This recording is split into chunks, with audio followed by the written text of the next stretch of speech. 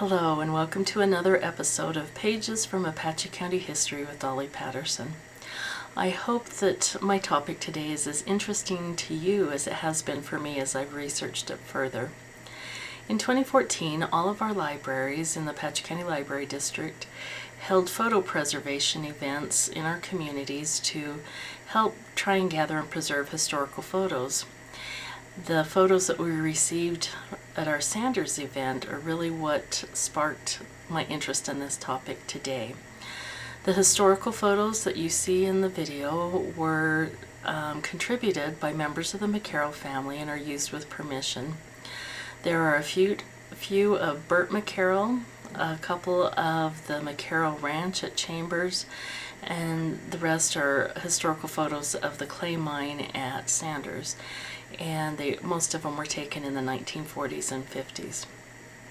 I grew up here in Apache County and I spent most of my summers on the family ranch, and one of our favorite places to play at the ranch was what we called Clay Hill. We would slide down it. It was really steep, and so it was fun to slide down it, or we would get the clay wet and try and mold things out of it. But we always took that clay for granted. It was just part of what was around us.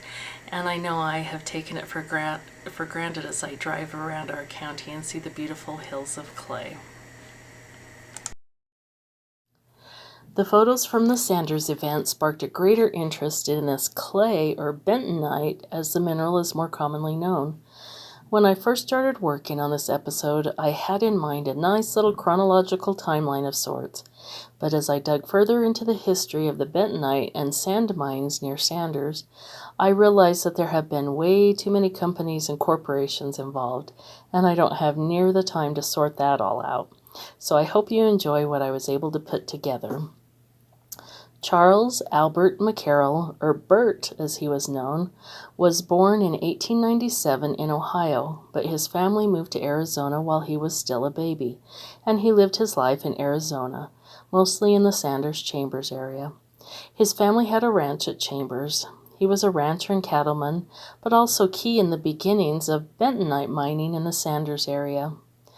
Bentonite is a dull, white, chalky clay that was formed from volcanic ash.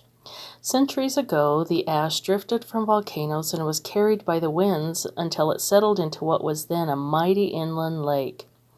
As the volcanic ash gradually settled into the bottom of the lake along the shoreline, it was covered with silt, and the pressure of the water and soil altered it into its present clay structure.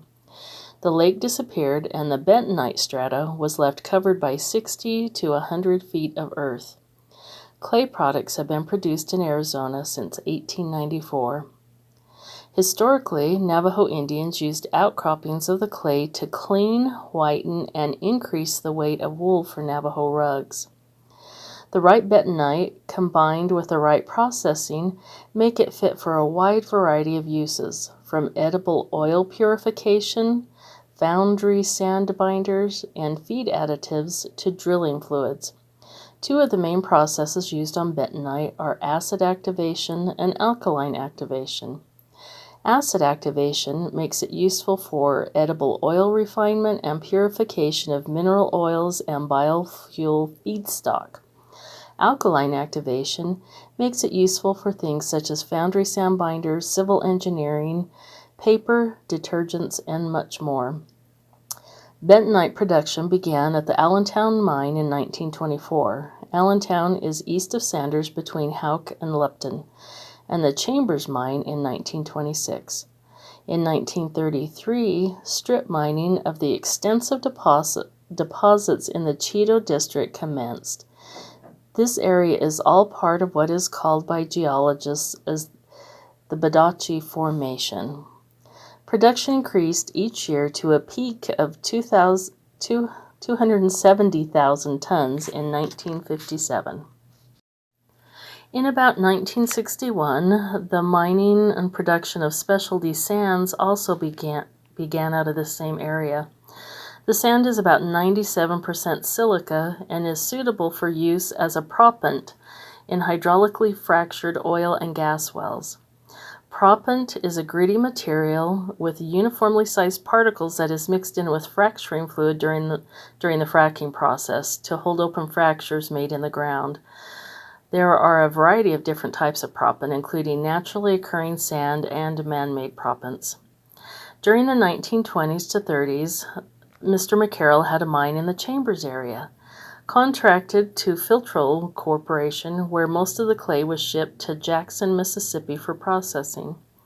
In the 1920s, bentonite was used to give body and weight to paper, in the preparation of dressing for inflamed horses' hooves, and also as an additive of candies and drugs. Bentonite ore was also used in gasoline refining.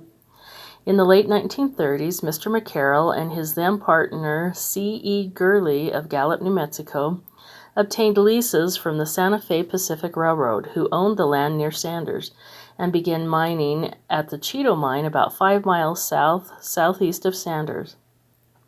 They continued as contractors for Filtrol Corp., to whom they sold most of the clay, but they did sell to others.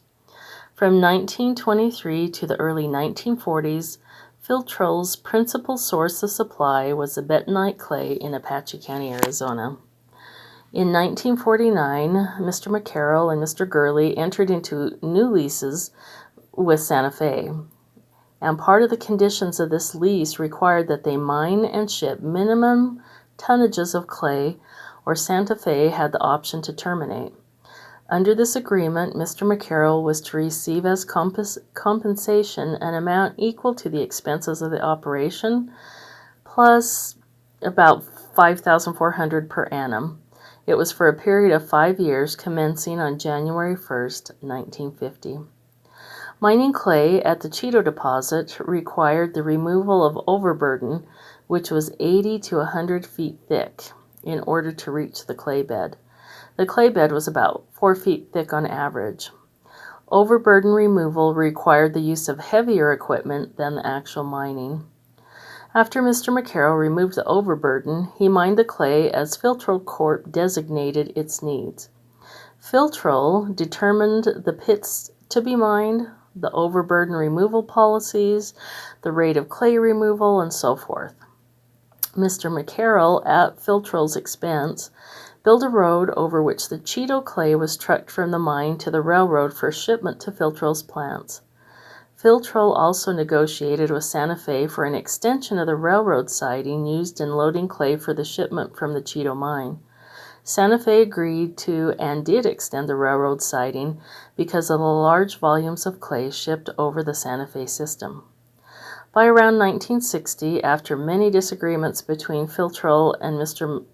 McCarroll and Mr. Gurley, they parted ways. McCarroll and Gurley still had some mining acreage that was leased separately from the Filtrol operation and continued to mine it. In an Arizona Republic article dated June 1953, it stated that more than 3,000 acres of bentonite in layers from 8 to 10 feet thick are currently being mined by open pit stripping methods, and around 12,000 tons monthly are shipped. It also stated that bentonite served as a catalyst in the manufacturing of high-octane gasoline, as well as a filtering agent, which will take impurities from used crankcase oil and permit the lubricant to be used over and over again. It was also used in refining and decolorizing edible mineral oils for coating seeds, and in clay pack filters used in pharmaceutical packs and other products to absorb the moisture and keep the products fresh and dry. It was also used as a filtering agent for whiskey. Whiskey filters through the clay in the distilling process, leaving it lighter in color and smoother in taste. In another document I found dated 1975, it stated that much of the material was shipped to Mississippi, where it is processed, and some of it is pelletized with fertilizer and beet seeds and shipped to England and Germany for planting. It also mentions that this mine at that time, 1975, had at least a 40-year reserve of material. In 1982, it was still under production. The mine was still under production with Filtrol Corp., with a production rate of 25 to 30,000 tons per year. At that time, it employed a total of 10 people and shipped most of the products still to Jackson, Mississippi, and also Salt Lake City, Utah. From at least 1988 to 1992, Gary McDonald, a member of the McCarroll family, was the general superintendent of the Cheeto mine at Sanders, which was then owned by the Engelhard Corporation out of Edison, New Jersey, and the mine was operated as the Harshaw Chemical Company. The transfer from Filtro Corp to Engelhard took place in May of 1988. The Cheeto mine area currently is mined by multiple entities for multiple purposes. Silica Services purchased the sand operation in 2019 from Preferred Sands. They produce and ship different grades of sand. At this time, they employ around 28 people, which has dropped due to the pandemic and also the halt of fracking. But things are slowly picking back up. The clay part of it is mined by two different companies called EP Minerals and Clariant. As for Bert McCarroll, where this all kind of started, he passed away in 1962 at the age of 65 and is buried in the McCarroll Cemetery at Chambers.